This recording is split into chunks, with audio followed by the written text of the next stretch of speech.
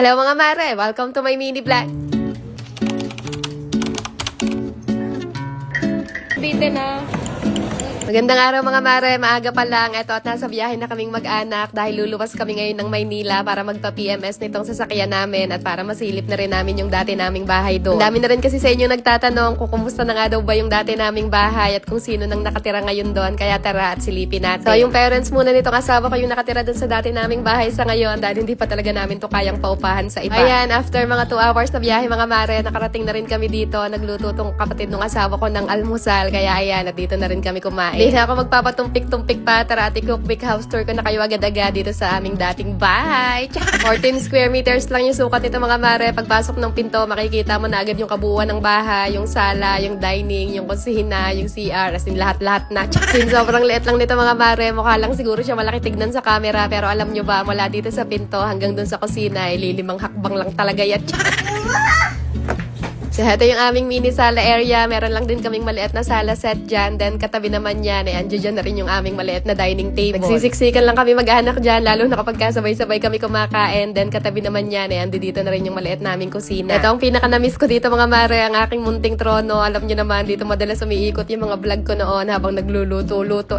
Miss ko rin tong mini pantry cabinet namin mga mare. Kung naaalala nyo, dito ako madalas nagre-restock ng mga groceries namin dati. Hay, grabe, nakakamiss lang talaga. Then, katabi lang din yan tong lagayan namin ng TV. O, diba, sabi ko naman sa inyo, paisa-isa lang kayo ng hakbang dito at malilibot nyo na kagad yung buong bahay namin. Naaalala nyo pa rin, ito yung DIY ko dati na PVC fluted panel. Ako lang yung nagkabit niyan. Then, ito naman yung pintuan dito sa kwarto namin na dinikitan ko lang din ng wallpaper. At itong pintuan namin sa may labas mga mare, dinikitan ko lang din yun ng wallpaper para mas maganda-ganda namang tingnan. Dito naman sa may paglabas ng pinto, dyan lang ako naglalaba dati at dyan na rin ako nagsasampay. Halos lahat ng gamit namin dito mga mare, iniwan na lang namin dito. Bali yung dinala lang namin is yung ref, yung TV, tsaka yung washing machine. Hindi ko talaga makakalimutan tong bahay na to dahil dito kami nag-umpisa, nangarap, ang dami naming nabuong magagandang memories dito at dito rin nakilala si Maring Rodalyn. Huy! Pati nga itong batang maliit, ayan, at nagre-reminisce din yata dito. So ayun, at pinasya lang din muna namin saglit ng mga bata, then dito na rin kami kumain lahat ng hapunan sa labas. Parami nga yata kami nang na-order dyan mga mare, pero carry lang dahil bihirang-bihira lang naman. Ito lang din naman ang pinakaluho namin. Hindi kami yung tipong mahilig bumili ng mga mamahaling gamit, damit, bago, sapatos, lumamon lang talaga ang pinakaluho namin.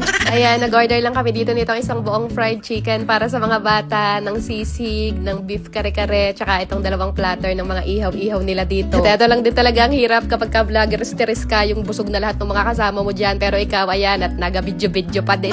Para kaming nasa fiestahan sa sobrang dami ng pagkain. O siya, tara mga bare ko, kain pala tayo. Kinagabihan naman, dito na rin kami natulog. So ayan, andyan pa rin yung mga dati naming higaan, pati na rin tong aparador namin. Kinabukasan naman, maagang umalis yung asawa ko dahil maaga yung kinuha niyang schedule para sa PMS nung sasakyan namin. Meron pa kasi kaming free na 3 PMS dun sa Casa Mga Mare, pero after nung free namin dito, doon na kami sa Batangas pagpapa-PMS lagi. Nagtimpla na rin muna ako ng kape, yung batang maliit naman, ayun, at lumalapang na sa gilid. Then etong si Madir naman, ayan, at nagluluto na ng almusal. Sorry ma, hindi niya kasi alam na binibidyohan ko siya dyan. Yung mga followers ko kasi panay tanong, bakit hindi daw sila madalas nakikita sa video. Maganda po ang samahan namin mga mare, sobrang babait lahat ng side nitong asawa ko at wala talaga ako masasabi sa kanila. Alam ko lang kasi na napaka-mahihiyaing tao ng mga yan, kaya hindi ko na lang sila sinasama sa video madalas. Siya, tayo na lang muna ulit ang aming mga simpleng kaganapan. Eto, at back to Batangas na ulit kami. See you again sa next vlog mga mare. Good night na muna. At ayun lang muna ulit for today.